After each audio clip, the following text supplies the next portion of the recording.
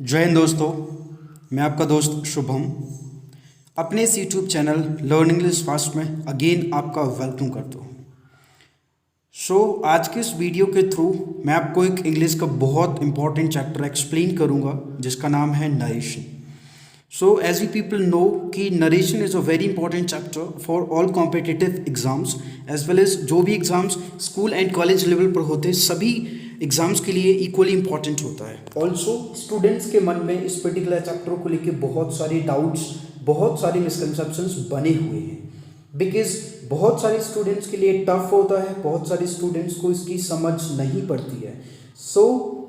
इस वीडियो के थ्रू आप सभी के जो भी मिसकंसेप्शंस, डाउट्स हैं, I will try my best to get them out of your minds. Okay, so please guys मेरे वीडियो को एंड तक देखें सो दैट आपके जो भी डाउट्स हैं सारे डाउट्स को आप ख़त्म कर पाएँ। Okay, so now let's get started with the video. सबसे पहले नरेशन, तो इसका एक्चुअली मीनिंग क्या होता है? Basically it is nothing but a sense of describing something. जब भी आप किसी चीज़ को डिस्क्राइब करते हो उस चीज़ को नरेशन बोलते हैं। ठीक है, now let's come to direct and indirect points. जब आप किसी भी पर्टिकुलर चीज़ को डायरेक्टली बोल देते हो जो कि आपसे रिलेटेड है, आपसे अफिलिएटेड है, आपसे संबंध रखती है, तो उस पर्टिकुलर चीज़ को डायरेक्ट स्पीच बोला जाता है। बट यदि जो पर्टिकुलर चीज़ आपसे रिलेटेड है, आपसे संबंध रखती है, यदि कोई अनदर पर्सन, कोई सेकंड पर्सन उस पर्टिकुलर चीज़ को बोले, so that will be known as indirect point, indirect sense of explaining something. Okay, so ये था meaning of direct speech and indirect speech. Indirect speech बनाने के लिए बेसिकली आपको कुछ रूल्स को फॉलो करना रहता है, जैसे कि टेंसेस को कैसे चेंज करते हैं, मॉडल्स को कैसे चेंज करते हैं, एंड जो आपके प्रीपोजिशंस, कंजंक्शन, ऑल्सो मॉडल्स कैसे चेंज होते हैं, सभी एक्सप्लेन करूंगा।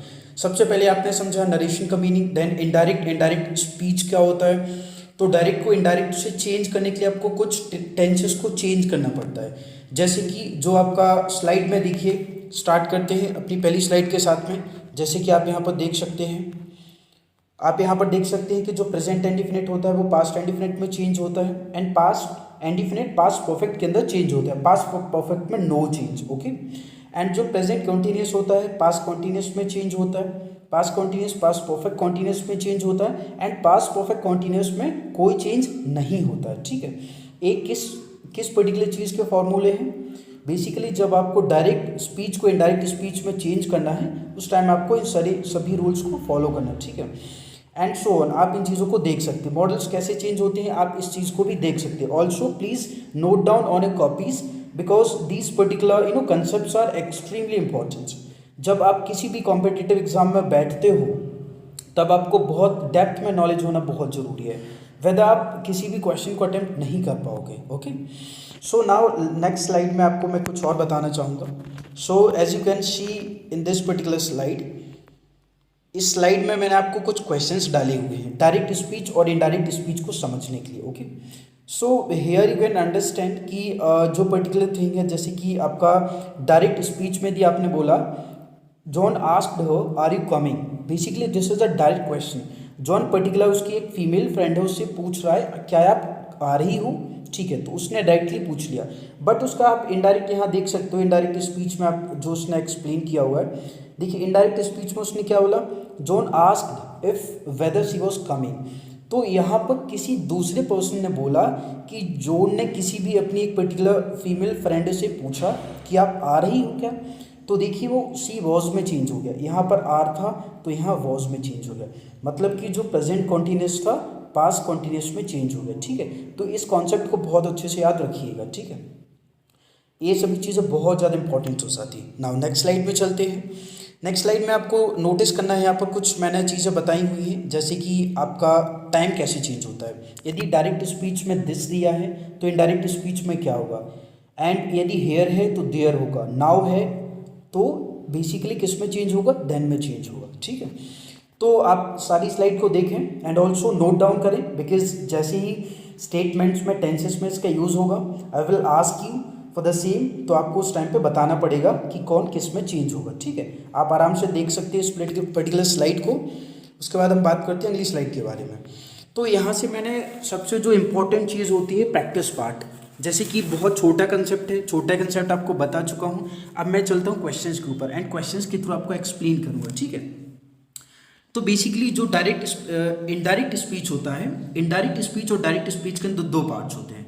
तो पहला part as you can see he said, and second जो कि कॉमा के बाहर है, इन्वर्टेड कॉमा के बाहर है, एंड सेकंड है he went for a walking. एक तो ये पार्ट हो गया, एक आपका ही से लेके यहाँ तक पार्ट हो गया। तो जो ही सेड का पार्ट है इसको बोलते हैं रिपोर्टिंग वर्ब, एंड जो सेकंड पार्ट है इसको बोलते हैं रिपोर्टेड स्पीच। नाउ डिफरेंस क्या होता है दोनों के बीच में? सबसे इंपॉर्टेंट चीज़ जो आपका रिपोर्टिंग वर्ब होता है, बेसिकली वो आपको बताता है कि जो पर्टिकुलर टेंस है वो पास्ट में है, प्रेजेंट में, फ्यूचर में, किस में है।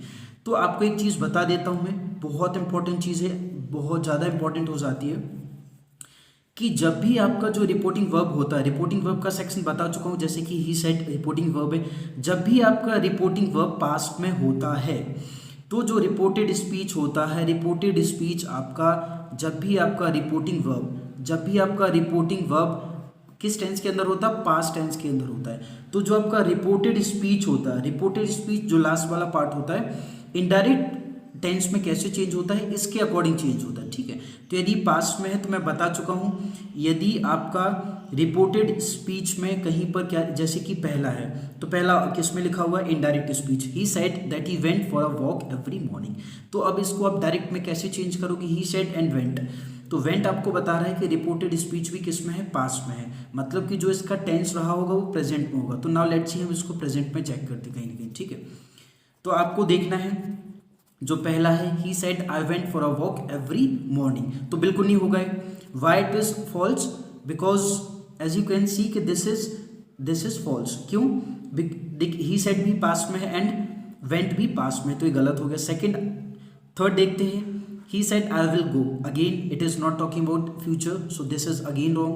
And fourth one is he said he went for a walk every morning, again this is in past, this is also wrong. So right one will be, so here the right answer is basically as you can see second one, he said I go for a walk every morning। तो जो उसकी इसने जो ये तुम्हारा went था past में था, आपका go यहाँ पर प्रेजेंट में है। So this was the first question. Now let's talk about the second one. Second one में as you can see here, I reiterated, I did, sorry guys, it's my fault, यहाँ पर did not नहीं होगा, यहाँ पर I don't होगा, I don't care about the job, okay। So again इसको आप कैसे चेंज करोगे, आपको यहाँ देखना पड़ेगा रिपोर्टिंग वर्ब का कंसेप्ट एंड रिपोर्टेड स्पीच का कंसेप्ट। देखिए यहाँ पे I reiterated, आपका रिपोर्टिंग वर्ब किस में है? पास्ट में है, मतलब कि जो डोंट है यहाँ पर मैंने बताया था, डोंट है, क्या है यहाँ पर डोंट है, डिड नहीं है, ठीक है। यहाँ पर डोंट है, तो डोंट किस में चेंज होगा? डिड में चेंज होगा। I retreated, I did not, again this is false, this is extremely false, because you know कि tense was also in did don't, but this is in did, so this is wrong. I said again, so in this particular thing you can see I said again and again, so this is wrong because again and again का कोई use नहीं। I repeatedly said that, repeatedly आपकी statement में नहीं है, so this is also wrong, so this is the right one, third one is the right one। Now let's talk about the third one, he said to me, again here you can see, sorry guys यहाँ पर B नहीं होगा, यहाँ पर होगा me। He said to me, do you know English? So this is basically interrogative tense। Now how it will be changed? Let's see। You asked me if I had, galat, had will not use, here it will be did, okay। He asked me if I knew English, this is the right one, this is the wrong one, this is the right one, because as you can see do was in present and knew is basically telling us about the past tense, okay। And he said me if that he know English, again wrong, and this is also wrong। Now the next one, he said basically this is also important, he said how lovely the scene is। Said जब इस type के sentences आते हैं तो आपको समझना पड़ता है कि बेसिकली ऑप्टिज्म की बात कर रहा है, ठीक है। He exclaimed that the scene is very lovely. So brother you can understand here again this is false, because lovely this particular reporting verb is in present, this is also in present.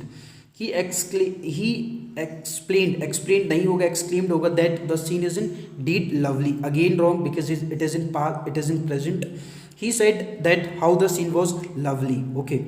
So here you can see very right one, he exclaimed that the scene was very lovely, ठीक है। सो आपका right one होगा this, and this will be also wrong one. Next one, Bill said, I'm here to help you all. Again, you have to look at here.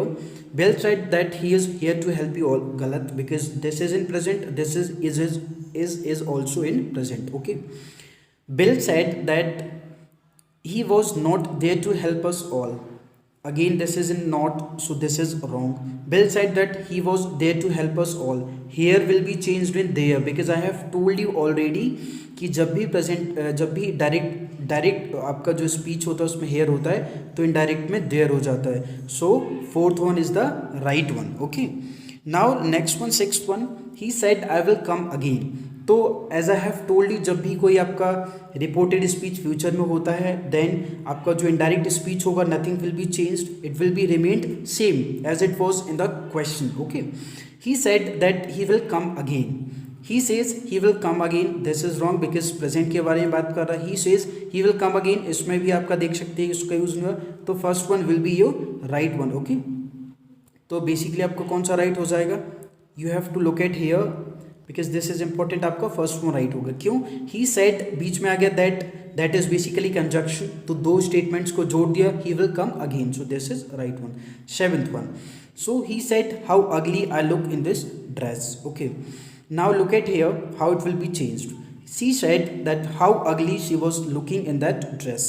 She exclaimed how ugly she looked in that dress.